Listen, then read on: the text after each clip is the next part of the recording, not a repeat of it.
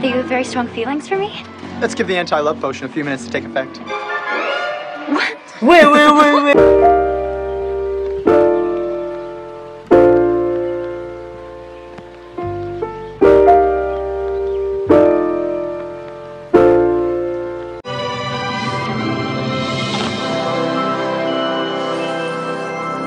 Once upon a time, long, long ago. Well, more like 20 years ago. Belle married her beast. Wait a second. You're telling me 20 years ago, the Beast looked like that? Whatever happened to this guy? Looks like Belle got the old Tinder switcheroo, you know what I mean? See, that's why you gotta be careful. You think you're talking to a guy?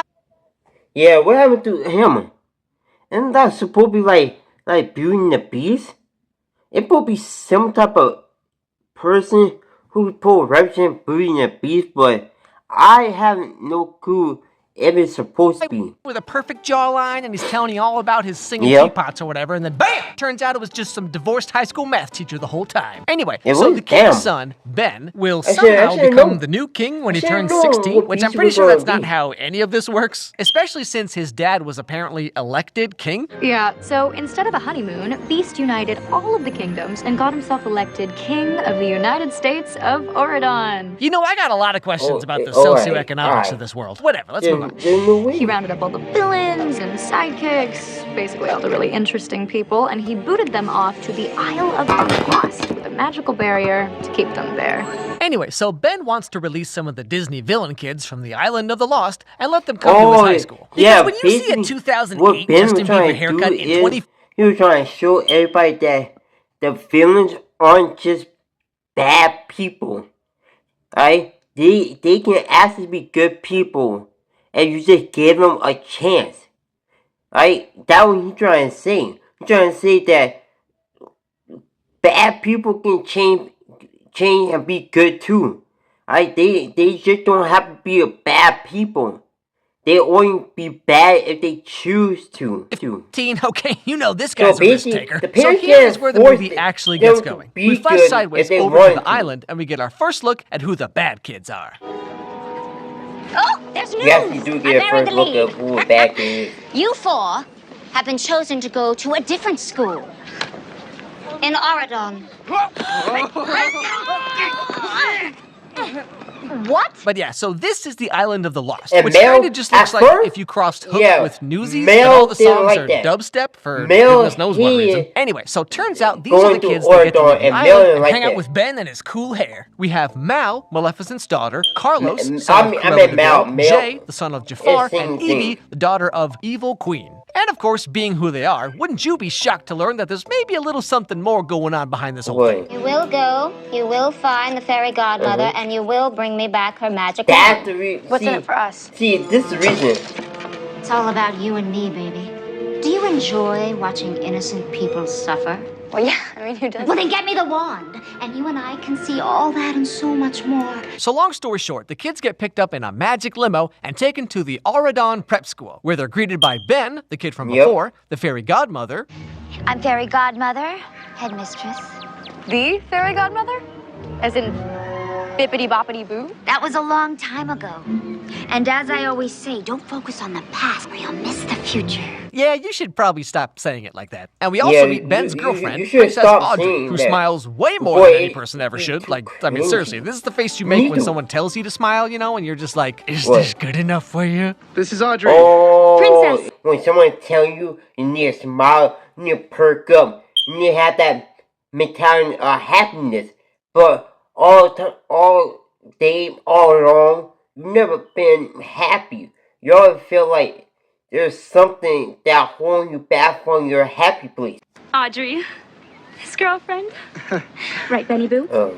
Hey, you're Maleficent's daughter, aren't you? Yeah, Ben, you know Ben what? I is totally feeling do like, not blame you hey, for your mother trying to kill my parents why and stuff. am I still with her? Oh, my mom's I Aurora. don't even like Sleeping her. Beauty. Anyway, so after this, the kids get tours of their new dorm rooms and everything. And of course, you know, they don't like them because they're all nice and clean and gross. But they got more important things to worry about, alright? They gotta find the fairy godmother's magic wand, and I assume a whole lot of baby powder. Because, I mean, they're wearing these, like, leather polyester outfits for the entire movie, so, you know, it's gotta be quite the adventure going on over there. Now, thanks to the power of the internet, they find out that the magic wand is being held in a museum nearby. So they make their way over to the museum, and we get all kinds of cool Disney Easter eggs, like the guard being put to sleep by having him prick his finger on the magic spindle thing. And the whole storyline, when you do that. Prick the finger, prick it deep, send my enemy off to sleep.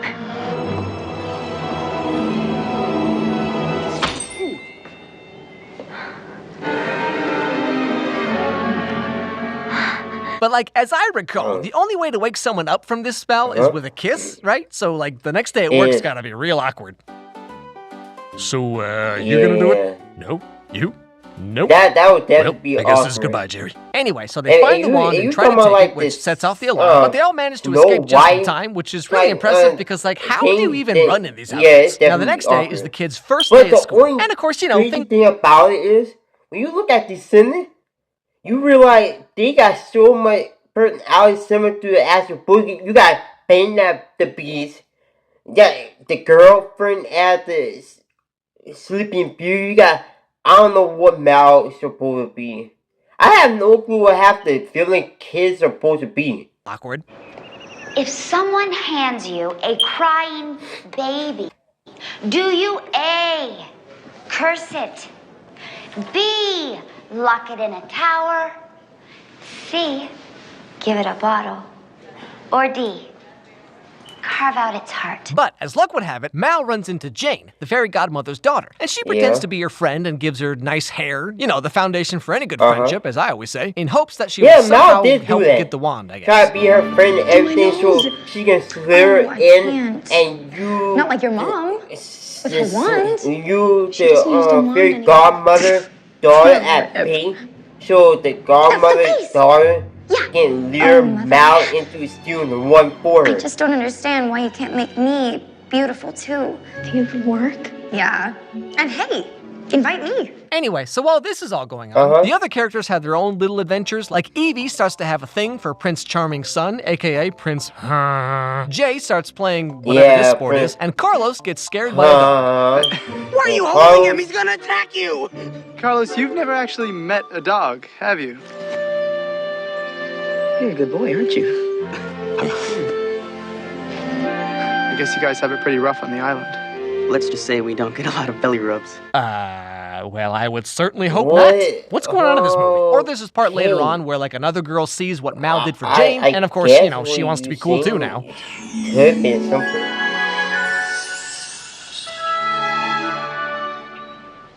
I love it. You too. It's just... Now I'm cool. Did y'all just realize how dumb that was? Did she just rip her skirt and then say, "Oh, now I'm cool"? What? That's all it takes? I've been doing it wrong this whole time? Anyway, so later in the movie, we learn that during the prince's coronation ceremony, you know, when he actually becomes king, the fairy godmother is going to use the magic wand for something, and everyone gets to attend. So finally, this is their chance to get the wand and do whatever their plan is. But there's just one little problem. Is it true that we all get to go to your coronation? Yeah, the whole school goes. Do you think that it's a possibility that the four of us could stand in the front row next to the fairy godmother just so we could soak up all that goodness? I wish you could. Up front, it's just me, my folks, and my girlfriend. Now, after hearing this, Mal's like, "What's that?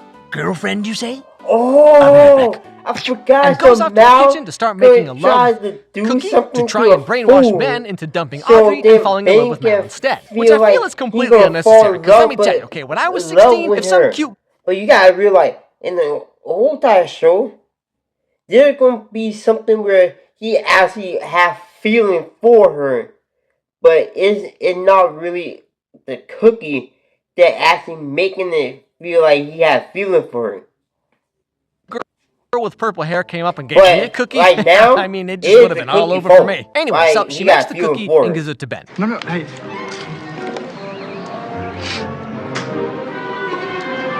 How are they? They're good. They're great. They're amazing. The chocolate, the chocolate chips. I'm sorry. See, that's why you don't go for the sugar-free kind, all right? Just one bite and the rest of your day is ruined. Yeah. Mal, you always have those little golden flecks in your eyes. That's why you don't take food from any random person. How you feeling? Even if you know them a little bit, Sorry, you don't know real what quick they question think. here, guys. So What's going on with Jay over here? Is he okay? But anyway, so turns out the cookie worked maybe a little too well, and now Ben loves Mal so gosh darn much he just has to sing about it. You know, like you do. So now that Ben is like so in love with Mal or whatever, he asks her out on a date. But not just a date, okay? It's like a date, you know what I mean? So to prepare for this, Evie helps Mal look less like herself. Because, you know, if you're gonna make a movie like this, you gotta have a makeover scene. I know.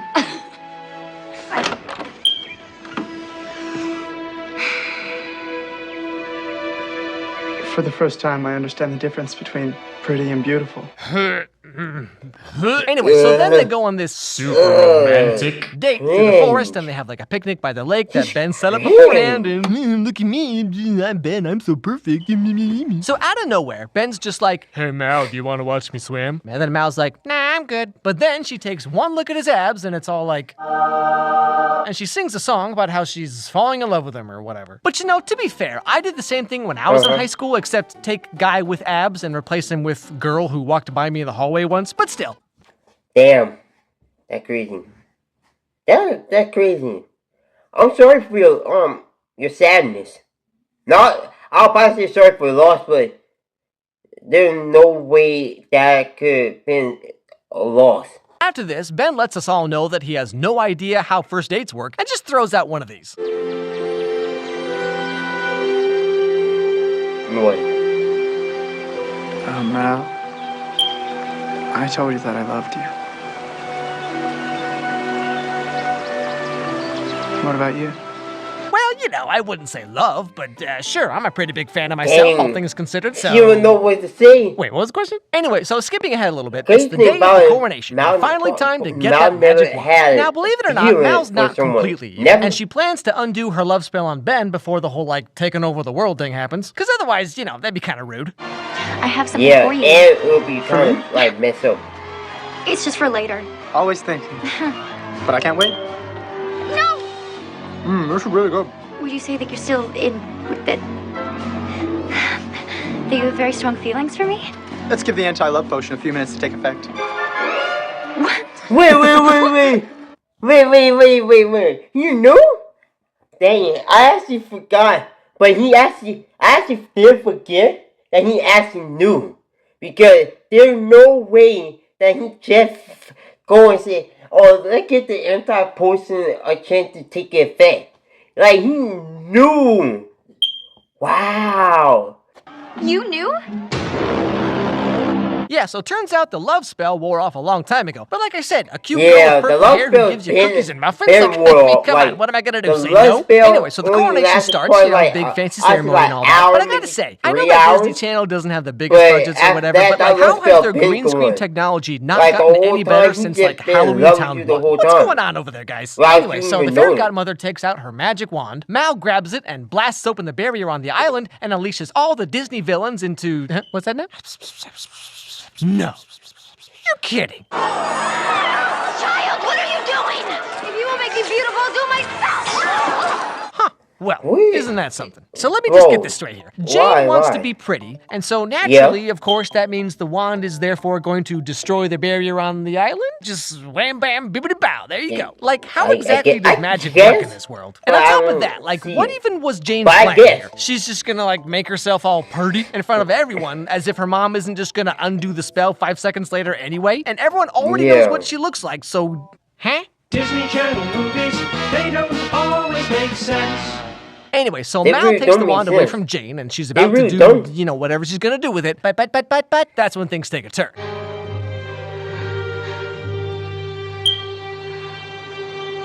I think I want to be good.